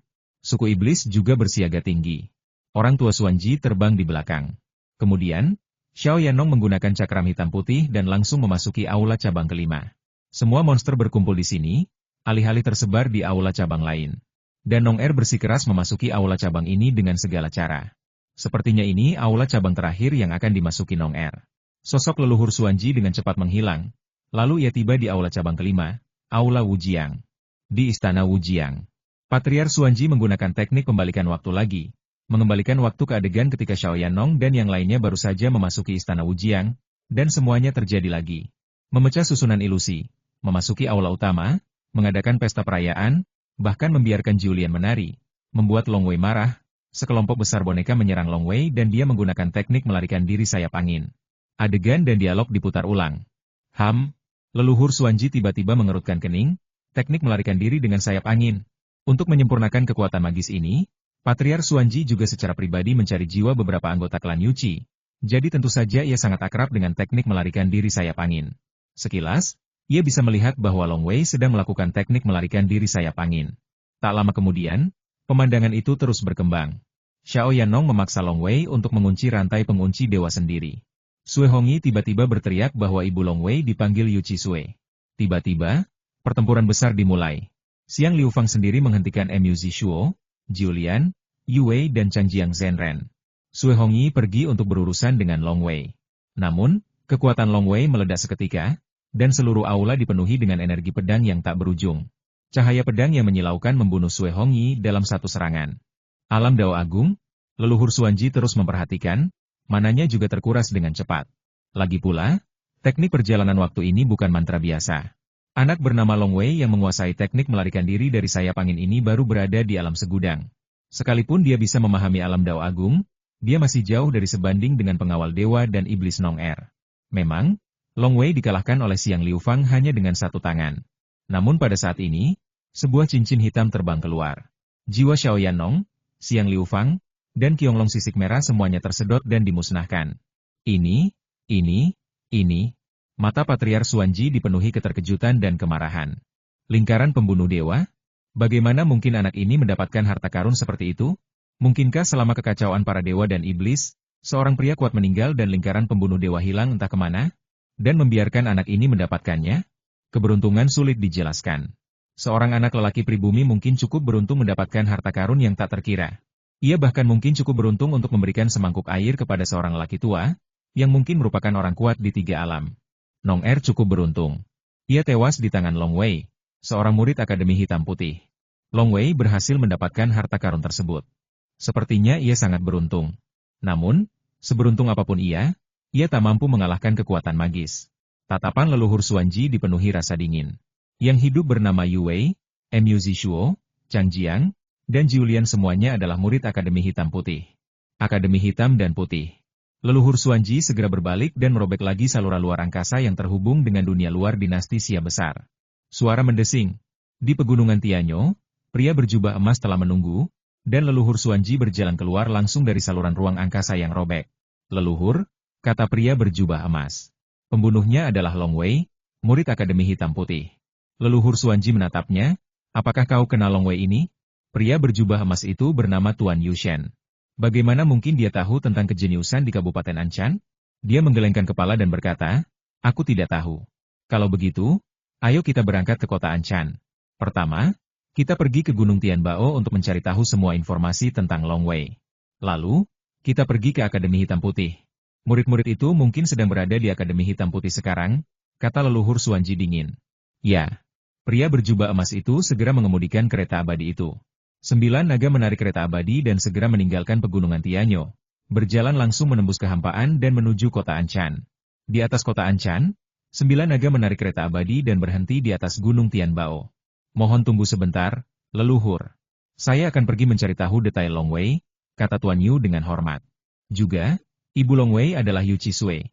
Belilah juga informasi tentang Yuqi Sue, kata leluhur Xuanji dengan tenang sambil duduk di kereta abadi. Ya. Tuan Yu segera terbang turun ke Gunung Tianbao. Tak lama kemudian, Tuan Yu keluar dari Gunung Tianbao. Sosoknya melesat dan melesat ke angkasa. Ia terbang ke sisi leluhur Xuanji dan dengan hormat menyerahkan sebuah buku. Ada dua kata di buku itu Long Wei. Hanya Long Wei? Leluhur Xuanji mengerutkan kening. Ibu Long Wei, Yu Chisui, hanyalah makhluk bawaan biasa.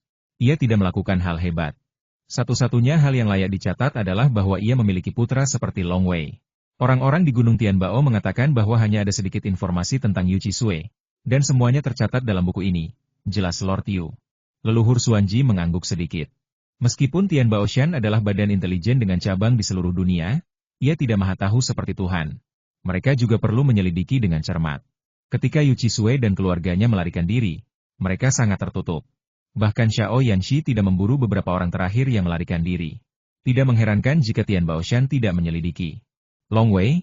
Dia masih sangat muda. Leluhur tua Xuanji terkejut saat melihatnya. Xiao Yanong kesayangannya telah berlatih selama 100 tahun. Tentu saja, di antara Wan Xiang Zhenren, 100 tahun masih sangat muda, karena rentang hidup Wan Xiang Zhenren adalah 800 tahun penuh. Namun, ia tidak menyangka bahwa anak laki-laki yang membunuh Xiao Yanong dan Dewa Iblis Yang Liu Fang, anak laki-laki yang telah mencapai ranah, pedang Dao, masih sangat muda. Dia punya potensi besar, dia pantas dibunuh.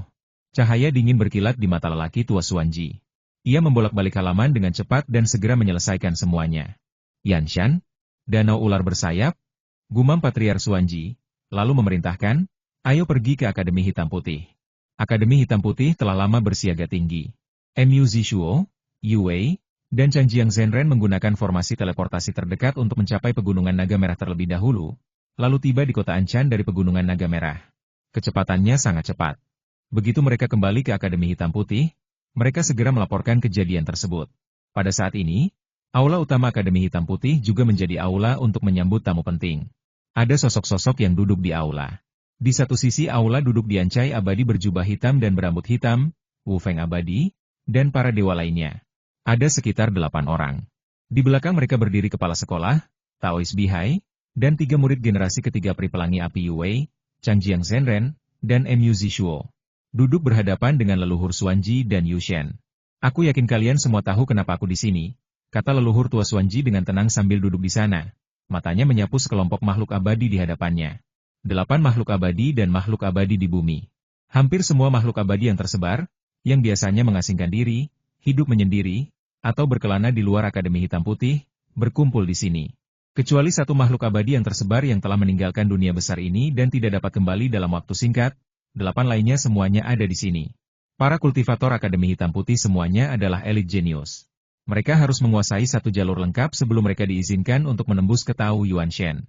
Mereka harus menguasai setidaknya 2 jalur lengkap sebelum mereka diizinkan untuk menembus ke Dewa Duniawi. Oleh karena itu, Yuanshen Tao di Akademi Hitam Putih memiliki kekuatan bertarung yang sebanding dengan para dewa. Adapun para dewa di Akademi Hitam Putih, satu dari mereka bernilai 10 dewa dari dunia luar, dan masing-masing dari mereka memiliki kekuatan abadi tingkat atas. Tentu saja aku tahu. Wu Fengxian, lelaki tua bertubuh pendek, berkata sambil tersenyum, Xiao Yanong dari klan Xiaoyan Mu dibunuh oleh muridku, Long Wei, benarkah? Ya, kata leluhur Xuanji acuh tak acuh. Bunuh saja dia kalau kau mau. Sudah biasa anak muda mati saat berpetualang dan berjuang mati-matian. Kata lelaki tua kerdil itu, hal semacam ini hanya karena kurangnya keterampilan. Kebanyakan sekte dan suku tidak akan ikut campur. Misalnya, di padang gurun besar Yushan, Long Wei beserta kelompoknya saling membunuh satu sama lain, dan banyak di antara mereka yang tewas, tetapi tidak ada berita tentang sekte manapun yang datang untuk membalas dendam. Tatapan mata leluhur Xuanji tiba-tiba berubah dan menjadi tajam. Sekalipun senior Xuanji berpihak pada Xiao Yanong ini dan menurunkan statusnya untuk menghadapi Long Wei secara pribadi, Akademi Hitam Putihku tak akan mampu menghentikannya. Pria tua kerdil itu mendesah, tapi aku tak mengerti kenapa senior Xuanji datang ke Akademi Hitam Putihku. Serahkan Long Wei, kata leluhur Xuanji dingin, masalah ini tidak ada hubungannya dengan Akademi Hitam Putihmu.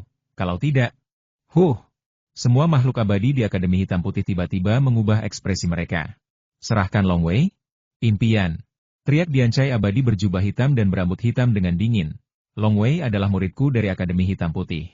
Dia meninggal saat berpetualang di luar. Kita tidak bisa menyalahkan siapapun. Tapi kau ingin Akademi Hitam Putih menyerahkan Long Wei? Kau hanya bermimpi. Dan kukatakan padamu, selama Long Wei kembali ke Akademi Hitam Putih, kau, klan Xiaoyan, tidak akan pernah menyakitinya. Senior Xuanji, kami menghormatimu sebagai makhluk surgawi, Tetapi Akademi Hitam Putihku telah diwariskan hingga hari ini dan bukan sesuatu yang bisa dengan mudah diganggu. Pria tua kerdil, 5 dewa gila, juga berkata dengan dingin. Akademi Hitam Putihku punya aturannya sendiri. Jika seorang murid mati saat berkeliaran di luar, itu bukan salah siapapun. Tapi selama dia kembali, dia akan dilindungi oleh Akademi Hitam Putihku. Pria jangkung berantai itu berbicara dengan suara bergemuruh, dengan kilatan di matanya. Wajah leluhur Xuanji menjadi gelap. Oh, kalian, Akademi Hitam Putih, akan menjadi musuh klan Xiaoyanku. Leluhur Xuanji melirik sekelompok makhluk abadi di seberang. Klan Xiaoyan memang kuat. Mereka jauh lebih kuat daripada klan Anchan Beishan, dengan lebih dari 1000 dewa abadi dan abadi duniawi yang tersebar. Bayangkan betapa kuatnya mereka. Namun, menjadi kuat bukan berarti bisa menindas kekuatan lain sesuka hati. Misalnya, sekte Akademi Hitam Putih ada di kota Anchan. Siapa yang berani membuat gerakan besar di kota Anchan? Hanya ada satu akhir, diburu oleh dinasti Xia Agung. Bagaimana dengan pertarungan di luar? Setiap makhluk abadi di Akademi Hitam Putih adalah yang terbaik, satu setara dengan 10 makhluk abadi biasa. Kalau cuma mau kabur, bakal lebih susah lagi menghadapinya. Bukannya kami ingin menjadi musuhmu, tapi kaulah, Xiaoyan, yang memaksaku mendirikan Akademi Hitam Putih. Kalau Akademi Hitam Putihku saja tidak bisa melindungi murid-muridku sendiri, akademi macam apa ini? Tanya Dian Cai Xianren dingin. Kalau begitu, leluhur Xuanji berdiri dengan dingin dan berkata, ini bukan salahku, Xiaoyan. Ayo pergi. Baik, leluhur. Tuan Yushen mengikutinya dari samping. Tepat saat Patriar Xuanji hendak pergi bersama Yushen Gong, sebuah suara tiba-tiba terdengar saudara Xuanji. Saya melihat seorang pria tua bungkuk masuk. Rambutnya putih dan alisnya turun. Ia masuk dengan tongkat kayu. Leluhur Xuanji terkejut, lalu mencibir Tushan. Kau masih hidup? Kamu belum mati. Bagaimana mungkin aku mati?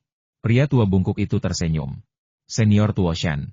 8 dewa abadi yang tersebar dari Akademi Hitam Putih semuanya berdiri dan memberi hormat dengan hormat. Dewa Surgawi Tuoshan adalah leluhur dewa surgawi yang sangat terkenal dalam sejarah klan Anchan Beishan. Tetapi masa hidupnya begitu panjang sehingga banyak sekte percaya bahwa ia telah meninggal.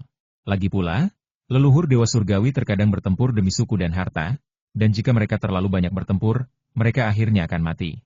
Akademi Hitam Putih adalah Akademi Hitam Putih Kabupaten Anchan. Pria tua bungkuk itu bersandar pada tongkat. Xuanji, kau ingin berurusan dengan murid-muridnya. Mereka tidak bisa menghentikanmu. Kenapa repot-repot memaksa Akademi Hitam Putih untuk menyerahkan Long Wei? Kalau kau mampu, langsung saja tangani Long Wei. Klan Beishanku tidak akan ikut campur. Tapi kalau kau berurusan dengan Akademi Hitam Putih, kau sudah keterlaluan.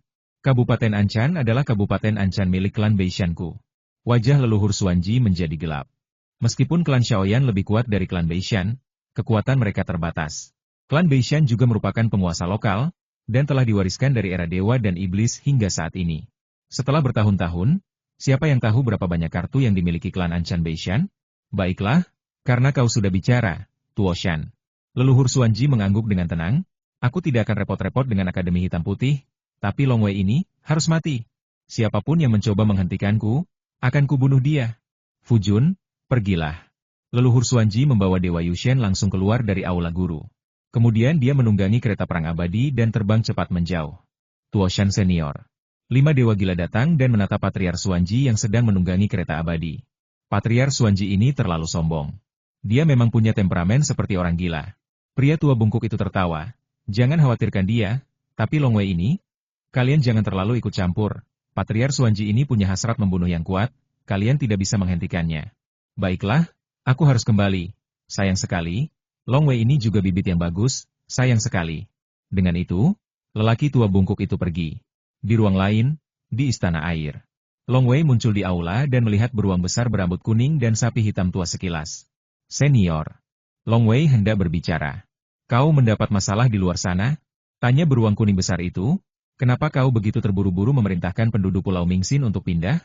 Ini bencana, kata Long Wei, aku punya.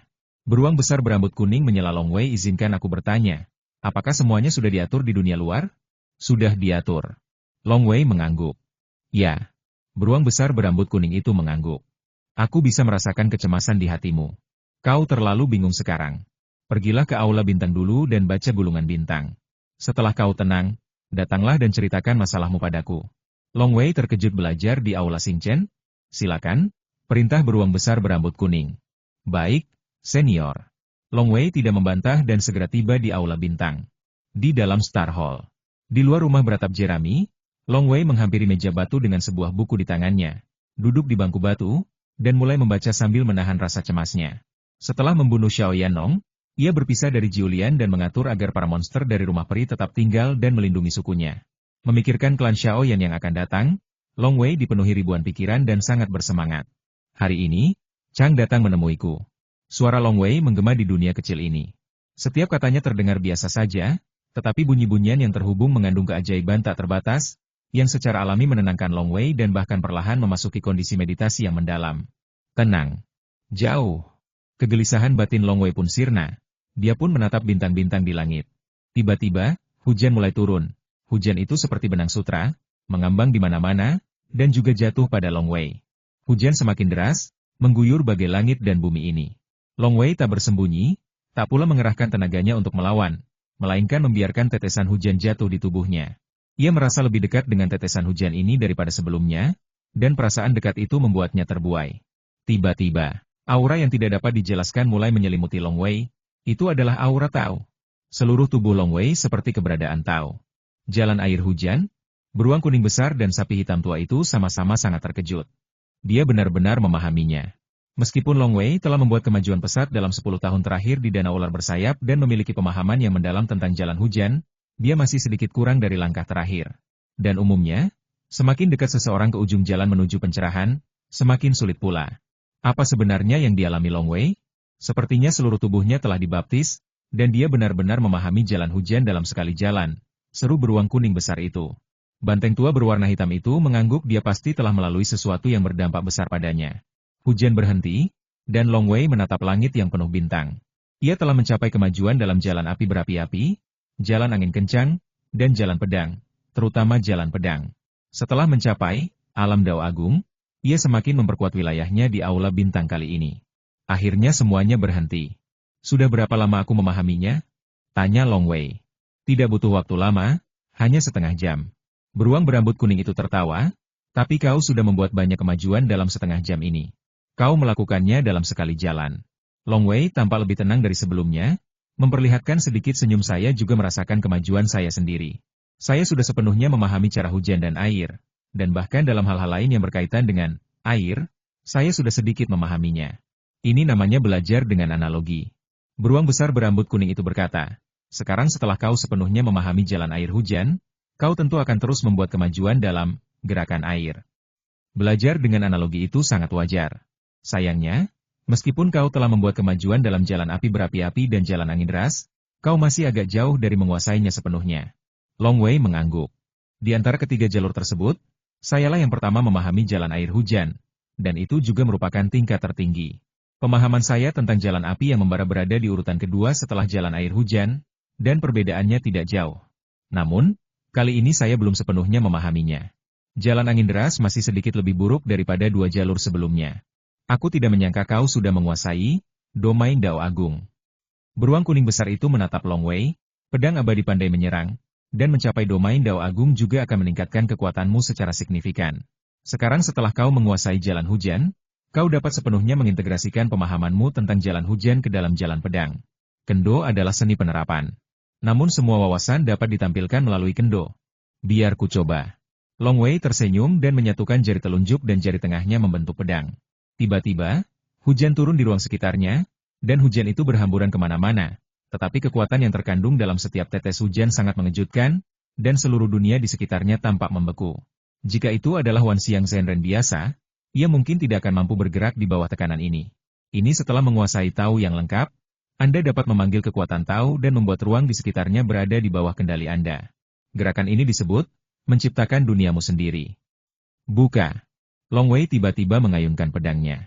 Memanggil. Cahaya pedang berwarna air melesat di langit, meninggalkan jejak di angkasa yang bertahan lama. Ilmu pedang yang hebat, ilmu pedang yang sangat hebat. Puji beruang kuning besar itu. Ini lebih dari sekadar ilmu pedang yang hebat. Bahkan seorang abadi pun mungkin tak lebih baik dari ini. Lagi pula, banyak abadi yang tak sebaik dirimu, Long Wei, seru banteng tua hitam itu. Long Wei tersenyum. Kebanyakan praktisi Tao Yuanshen berada di alam Tao. Seorang pengembara abadi biasanya menguasai satu jalur yang lengkap. Misalnya, Long Wei tidak hanya menguasai satu Dao, tetapi juga mencapai alam Dao dalam Dao Pedang. Alam Dao ini bahkan lebih sulit daripada menguasai satu Dao. Kombinasi keduanya. Memang, banyak alam Sanxian yang tidak sehebat Long Wei. Namun, ini hanya merujuk pada Sanxian biasa, bukan Sanxian di Akademi Hitam Putih. Aku sekarang telah menguasai satu jalur yang lengkap. Sesuai aturan sekteku, aku juga bisa menerobos dan menjadi roh primordial Tao. Long Wei berkata, dan kali ini aku membunuh seorang tuan muda dari sebuah suku besar, yang merupakan keuntungan besar. Aku harus memiliki cairan Yuan yang cukup untuk menjadi roh primordial Tao. Tapi aku sekarang ragu apakah akan mencapai Yuan Shen sekarang. Aku ingin meminta kedua senior untuk membantuku memikirkan apa yang harus kulakukan selanjutnya. Sapi tua hitam telah mengikuti Juhua yang abadi selama jutaan tahun dan telah mengalami banyak hal, sehingga wawasannya pun meluas secara alami. Beruang besar berambut kuning itu pernah mengikuti Taoist Sansho sebelumnya, dan juga tak terduga. Long Wei berpikir sebaiknya ia bertanya kepada mereka. Silakan, kata beruang besar berambut kuning. Kau membunuh tuan muda suku itu? Cepat beritahu aku, cepat beritahu aku. Banteng tua hitam itu sangat berharap. Long Wei mengangguk. Awalnya aku berada di Pulau Mingxin di Danau Yishe. Dan baru 2 hari yang lalu, sebuah kapal besar muncul di atas Danau Yisheku. Long Wei mulai menjelaskannya secara detail, dari awal hingga akhir. Ia bahkan menjelaskan latar belakang Xiao Yanong dan Jiulian satu persatu, agar kedua lelaki tua itu punya cukup referensi. Bahkan saran-saran yang diberikan Yue kepadanya disebutkan satu persatu di konferensi Xianyuan. Klan Xiao Yan pasti akan memburuku. Apa yang harus kulakukan sekarang? Long Wei menatap sapi tua hitam dan beruang besar berambut kuning itu. Itu bisa menjadi salah satu dari 3.000 dunia besar dan salah satu dari 10 suku besar. Suku seperti itu pasti memiliki makhluk surgawi. Beruang besar berambut kuning itu berkata, dan seharusnya ada lebih dari satu makhluk surgawi. Kekuatan seperti itu memang terlalu kuat untukmu sekarang. Untungnya, dinasti Xia Agung memiliki hukum dan peraturan yang ketat, jadi kau masih punya kesempatan untuk melawannya. Klan Xiaoyan? Aku kenal klan ini. Banteng tua hitam itu berkata, Juhua yang abadi pernah berurusan dengan klan ini sebelumnya. Klan Xiaoyan memang berada di garis depan dunia dinasti Xia Agung. Namun, keluarga kerajaan Xia Agung mengintimidasi dunia. Ketika keluarga kerajaan Xia Agung menyatukan dunia, mereka perlu memenangkan hati berbagai suku. Namun setelah dunia ditaklukkan, suku-suku ini menjadi ancaman. Long Wei tertegun. Sebenarnya, keluarga kerajaan Xia Agung telah bekerja keras untuk melemahkan kekuatan suku-suku lain. Banteng tua hitam itu berkata, ia pertama-tama membangun kota-kota Xia Agung dan menyebarkannya ke seluruh daratan yang tak berujung untuk memperkuat kekuasaannya. Ia juga membangun pengawal Yinglong dan menyebarkannya ke seluruh dunia. Ia juga diam-diam menghasut suku-suku, sekte, dan aliran-aliran itu untuk saling bertarung. Apakah suku-suku lain semuanya bodoh dan saling membunuh? Long Wei penasaran. Kau tidak mengerti. Ini bukan konspirasi, tapi konspirasi terbuka. Dunia ini hanya sebesar ini. Harta karunnya terbatas. Tapi ada begitu banyak suku. Apa yang harus dilakukan? Keluarga kerajaan Xia Agung mendapatkan apa yang mereka inginkan, dan suku-suku lain akan memperebutkannya. Jika kau tidak bertarung, sukumu tidak akan punya cukup harta karun.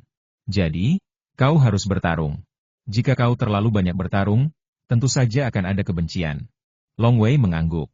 Namun, keluarga kerajaan Xia Agung tidak berani berhadapan langsung dengan banyak pangeran di bawah komando mereka.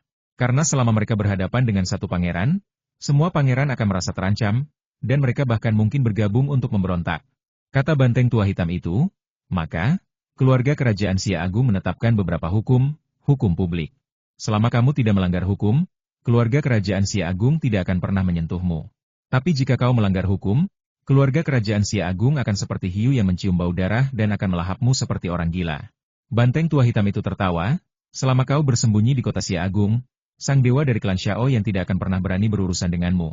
Karena begitu dia berurusan denganmu, keluarga kerajaan Xia Agung, yang telah lama ingin melemahkan para pangeran utama, akan memiliki alasan yang sah dan akan segera mengirim tim untuk melenyapkan sang dewa.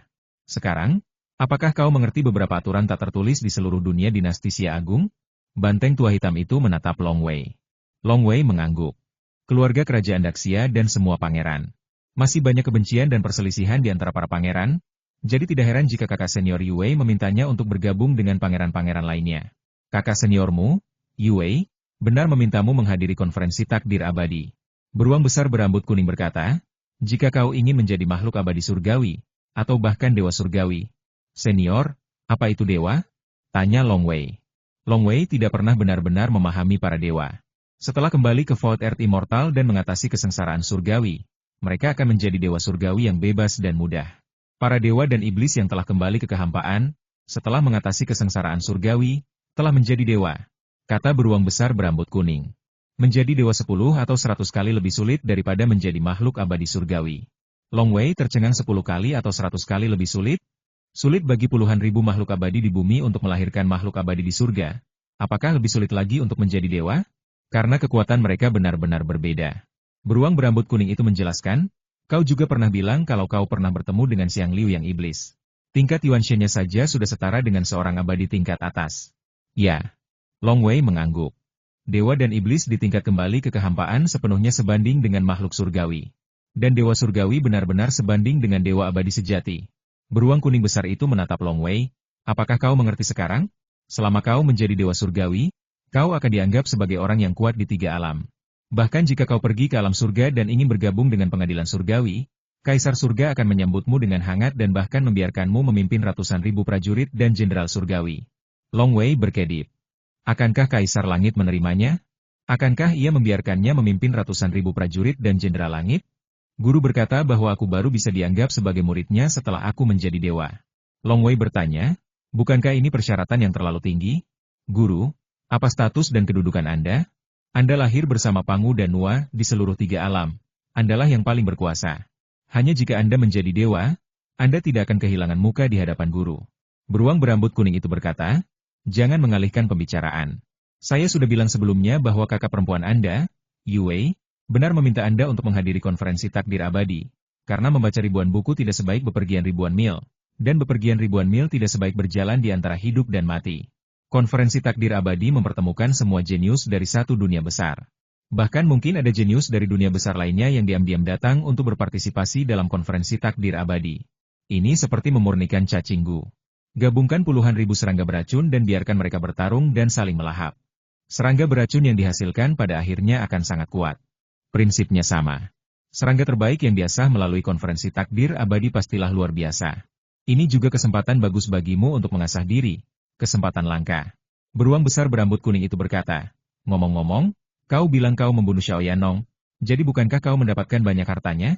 Keluarkan semuanya, biarkan aku memeriksanya baik-baik dan melihat apakah ada yang bisa membantumu.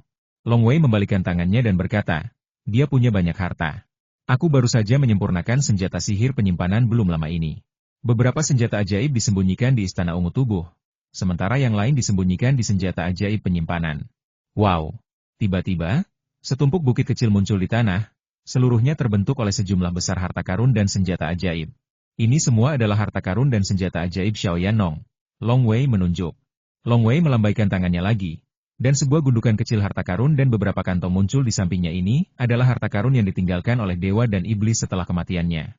Dewa dan iblis yang Liu Fang juga telah berlatih metode pemurnian Qi dengan susah payah, tetapi dewa dan iblis alami ini kurang berbakat dalam pemurnian Qi. Butuh waktu bertahun-tahun baginya untuk berlatih hingga ke rumah ungu. Kemudian, siang Liu Fang terlalu malas untuk berlatih. Setelah tiba di rumah ungu, setidaknya ia bisa menggunakan senjata sihir penyimpanan, yang membuat siang Liu Fang jauh lebih bahagia.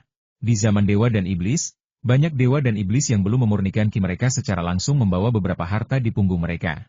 Banyak sekali, seru sapi hitam tua itu. Coba kulihat. Mata beruang kuning besar itu tertuju pada harta karun tersebut.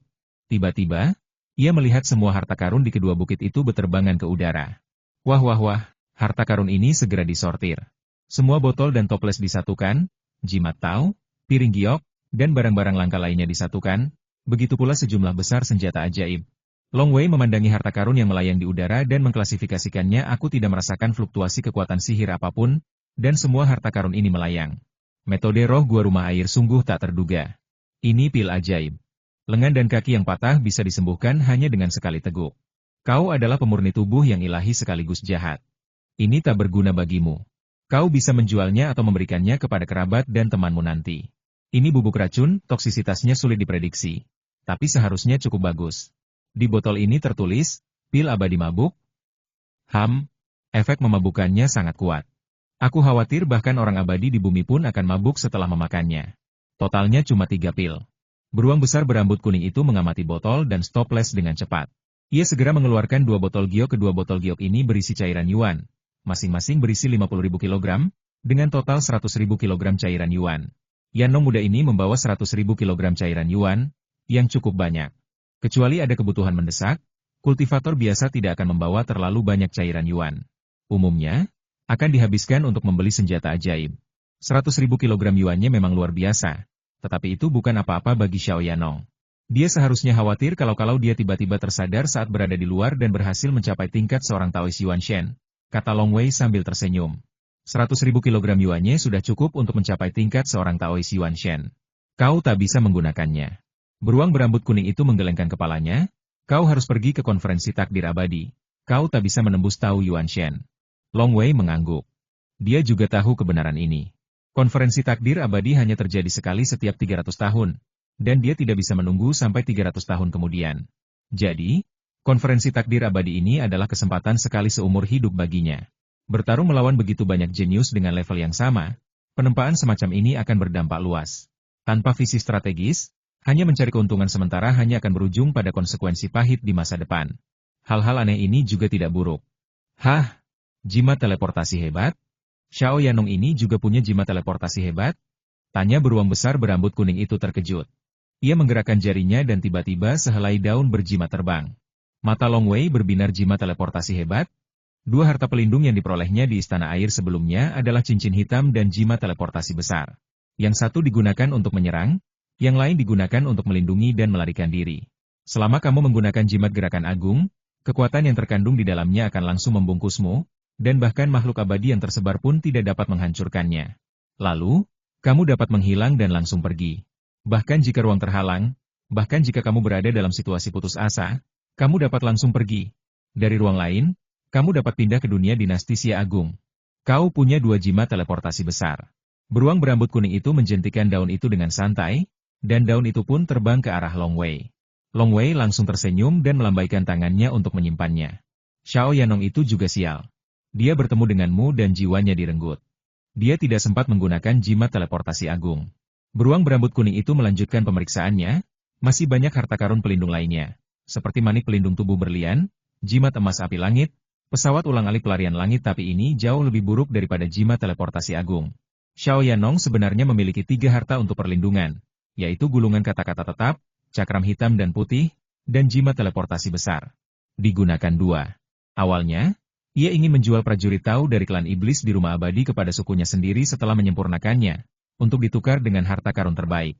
Sayangnya, ia tidak lagi memiliki kesempatan itu. Saudaraku, lihat, apakah ini manik-manik Yi Qiuan Shui? Banteng tua hitam itu tiba-tiba menunjuk sebuah manik yang berkilauan dengan air di antara sejumlah besar benda aneh. Mutiara air Qiuan? Beruang kuning besar itu memandanginya, lalu matanya berbinar, dan ia tertawa.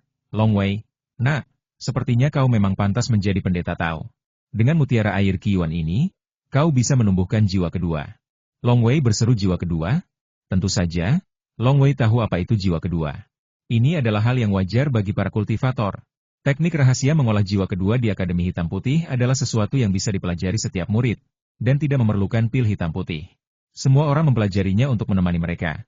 Tetapi sayangnya, mungkin tidak ada satupun Taois di antara 1000 yang benar-benar bisa mengolah jiwa kedua. Karena operatornya sulit ditemukan. Ketika seorang kultivator menerobos dari segudang benda menuju roh primordial, semua esensi segudang benda, bintang-bintang, dan samudra Yuanli di ruang istana ungu bertemu dan melahirkan ular kura-kura. Pada saat yang sama, jiwa juga turun dari laut kesadaran dan jatuh langsung ke dalam ular kura-kura. Mereka menyatu menjadi satu, dan menjadi roh primordial ular kura-kura. Kura-kura dan ular merupakan pembawanya, roh dan jiwa merupakan dasarnya. Dan hanya bila keduanya berpadu menjadi satu maka mereka dapat menjadi roh primordial. Jiwa kedua harus menemukan pembawa. Setelah menemukan pembawa, ia akan menggunakan teknik rahasia untuk membagi jiwanya menjadi 2.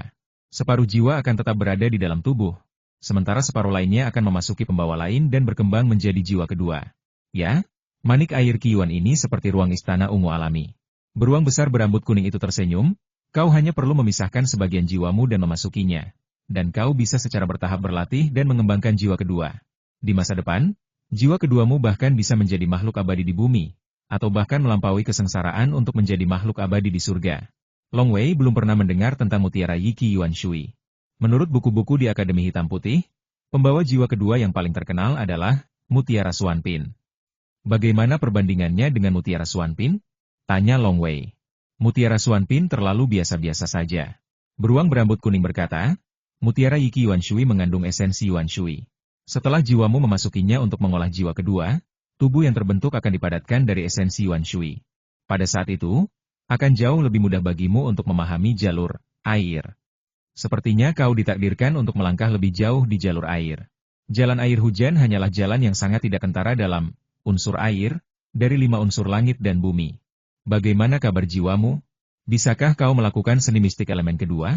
Tanya beruang besar berambut kuning itu. Membagi jiwa menjadi 2 sangat berbahaya. Jiwa harus cukup kuat. Jika lemah, membaginya menjadi 2 sama saja dengan bunuh diri. Oleh karena itu, umumnya, dibutuhkan waktu yang lama bagi seorang Taois untuk menjadi Yuan Shen, atau seorang dewa kembali ke bumi kekosongan, untuk mengolah Yuan Shen kedua. Kesadaran spiritualku dapat mencapai ribuan mil jauhnya, kata Long Wei. Yah, hanya ada sedikit Taois Yuan Shen yang jiwanya bisa menandingi jiwamu. Mereka bisa dibandingkan dengan mereka yang baru saja memasuki alam Sanxian. Beruang besar berambut kuning itu mengangguk, kau bisa membelah jiwa menjadi 2. Hati Long Wei terbakar. Sangat sedikit orang yang dapat mengembangkan jiwa kedua di tingkat Wan Xiang. Pertama, jiwa tersebut harus sangat kuat, dan kedua, harus mendapatkan pembawa seperti mutiara Yiki Yuan Shui atau mutiara Xuanpin. Oleh karena itu, di antara 1000 makhluk abadi yang bereinkarnasi, saya khawatir hanya 1 yang dapat menciptakan jiwa kedua di tingkat Wan Xiang. Dalam konferensi takdir abadi, seseorang harus berada di level roh primordial, atau di bawahnya untuk dapat berkompetisi. Hanya untuk keadilan, sekalipun Long Wei telah mengembangkan jiwa kedua, tubuh aslinya tetaplah Wan Xiang. Selama tubuh aslinya ikut serta dalam kompetisi, jiwa kedua tidak boleh ikut serta. Hal itu sepenuhnya diperbolehkan. Long Wei telah membahas konferensi takdir abadi dengan Yue sebelumnya, dan tentu saja ia juga mengetahui beberapa aturan konferensi takdir abadi. Mereka yang dapat mengembangkan jiwa kedua di tingkat Wan Xiang semuanya adalah jenius di antara para jenius, dan tentu saja mereka tidak akan dihalangi dari konferensi takdir abadi. Akan tetapi, hanya tubuh asli saja yang diperbolehkan ikut serta dalam kompetisi, sedangkan jiwa kedua bahkan tidak diperbolehkan memasuki medan perang. Hah? Beruang besar berambut kuning itu mengerutkan kening. Ada apa? Tanya Long Wei. Makhluk surgawi telah datang ke danau ular bersayap, kata beruang besar berambut kuning. Makhluk surgawi? Long Wei terkejut. Pasti klan Xiaoyan. Jangan khawatir, aku bisa menemukannya, tapi dia tidak bisa menemukanku. Beruang berambut kuning itu berkata dengan tenang, aku diciptakan oleh guruku dengan usaha yang tak henti-hentinya. Tak seorang pun di seluruh dinasti Xia Agung bisa menemukanku. Di atas danau ular bersayap. Langit sudah gelap. 9 naga sedang menarik kereta peri di udara. Di atas kereta itu duduk leluhur Xuanji, dengan Dewa Yu yang melayani di sampingnya. Apakah ini tempat tinggal Long Wei sepanjang tahun? Pikiran leluhur Xuanji bergerak, dan segala sesuatu di sekitarnya menjadi jelas. Pulau Mingxin kosong dan tidak ada seorang pun di sana, tetapi masih ada beberapa orang di permukaan danau Yixie yang bermigrasi dengan perahu. Lagi pula, mereka hanyalah manusia biasa, dan danau Yixie luas, jadi akan butuh waktu lama untuk naik perahu. Melarikan diri, tatapan membunuh terpancar di mata Patriark Xuanji. Bunuh manusia-manusia fana ini. Membunuh mereka? Tuan Yushen ragu-ragu. Jalan surga melindungi manusia. Membunuh manusia adalah dosa besar bagi para kultivator. Bahkan Patriark Xuanji, yang memiliki niat membunuh yang kuat, tidak ingin membunuh manusia-manusia ini secara langsung. Lagi pula, jika terjerat dosa, bahkan jika Anda seorang makhluk surgawi, keberuntungan Anda akan berkurang. Jika keberuntungan Anda rendah, Anda akan bernasib buruk. Jika makhluk surgawi terlalu sial, ia mungkin juga akan kalah dalam beberapa pertempuran. Mengapa kau belum bertindak? Leluhur Xuanji melirik Dewa Bulu. Ya. Tuan Yu menggertakkan giginya, menatap 9 naga yang menarik kereta surgawi, dan berkomunikasi dengan mereka dalam hati, bunuh manusia fana itu. Meskipun 9 naga itu tidak mau, mereka tetap membuka mulutnya. Wah, 9 api turun, menyapu danau dalam sekejap. Semua manusia di danau ketakutan, lalu berubah menjadi abu. Dosa-dosa pun turun, pertama terbagi menjadi 9 dan melilit 9 naga, lalu beberapa dosa melilit Yu Shengong. Akhirnya, sejumlah kecil dosa melilit Patriark Xuanji. Ayo pergi ke kota Wanjian, perintah leluhur Xuanji. 9 naga menarik kereta peri, dan tak lama kemudian mereka tiba di kota Wanjian yang jaraknya ribuan mil. Kota Wanjian tetap sama seperti sebelumnya.